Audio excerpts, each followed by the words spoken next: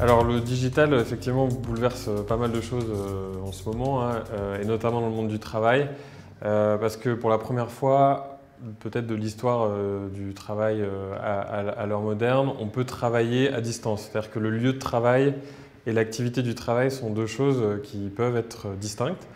Du coup, ça, c'était peut-être pas possible il y a 10 ans, même si Internet était déjà là. Là, avec les technologies du cloud et les outils collaboratifs, maintenant, on peut travailler à distance pour, en gros, à peu près 50% de la population active. Ce phénomène s'accompagne aussi de peut-être une envie de travailler différemment des nouvelles générations qui sont moins sur le contrôle et sur le présentéisme, mais plus sur la confiance, l'autonomie et l'envie d'inventer un peu un nouveau modèle que celui dont on a hérité de l'après-guerre, qui est l'unité de lieu, de temps, de travail, des relations hiérarchiques assez verticales, moins de collaboratifs. Et donc c'est tout ce modèle-là qui est en train d'être réinventé aujourd'hui, notamment à cause du digital. Il y a beaucoup de nouveaux mots qui émergent parce que c'est des nouvelles tendances aujourd'hui. Alors le télétravail, c'est une activité professionnelle régulière qui est effectuée en dehors du bureau. Ça, c'est la loi qui le décrit, hein. Il y a un texte de loi, la loi Warsmann 2012, qui donne un cadre législatif au télétravail. Donc en dehors des locaux de l'entreprise, ça ne veut pas dire forcément à domicile. On associe souvent télétravail avec travail à domicile, mais pas forcément. Ça peut être dans un lieu de l'entreprise, une antenne de l'entreprise, ou ça peut être dans ce qu'on appelle des tiers-lieux. Donc les tiers-lieux de travail sont des espaces de travail professionnels intermédiaires entre le bureau et le domicile. Les tiers-lieux, effectivement, se développent très fortement ces dernières années. Au départ, plutôt en répondant à des besoins de populations qui étaient sans bureau fixe, donc pas beaucoup d'indépendants, de freelance ou de petites startups.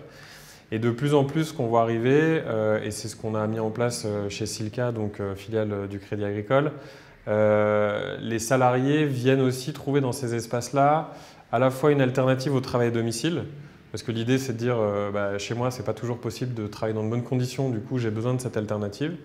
Et puis ce qu'on voit aussi c'est des gens qui cherchent une autre façon de travailler, des ambiances de travail un peu différentes de ce qu'on a au bureau, des communautés d'indépendants, etc., qui sont assez riches et assez intéressantes. Donc cette ouverture qu'on cherche aujourd'hui, cette flexibilité finalement, on la trouve aussi dans ces espaces. Et donc on a de grandes entreprises qui aujourd'hui se lancent sur le sujet et disent « Ok, je fais le pari de laisser cette nouvelle opportunité ou position de travail à mes salariés et je pense qu'ils choisiront celle qui convient le mieux à leur usage et à leurs besoins.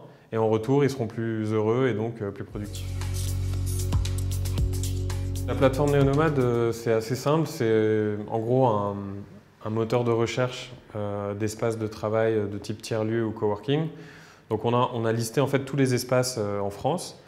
Après, quand on le met en place dans une entreprise, comme on l'a fait donc, pour Silca, on verrouille entre guillemets une liste d'espaces spécifiques. Les salariés ont accès via un accès sécurisé à un moteur de réservation sur ces espaces-là, sur ces 20 espaces. Et ils ont un crédit d'utilisation qui correspond en gros au nombre de jours de télétravail qu'ils ont à disposition dans leur avenant. Et ils dépensent ces journées-là ou ces heures, ça peut être à l'heure ou à la journée, ils dépensent ce crédit sur la plateforme. On ne sait pas très bien quel va être le bureau demain, hein. On tâtonne un peu avec les entreprises au fur et à mesure.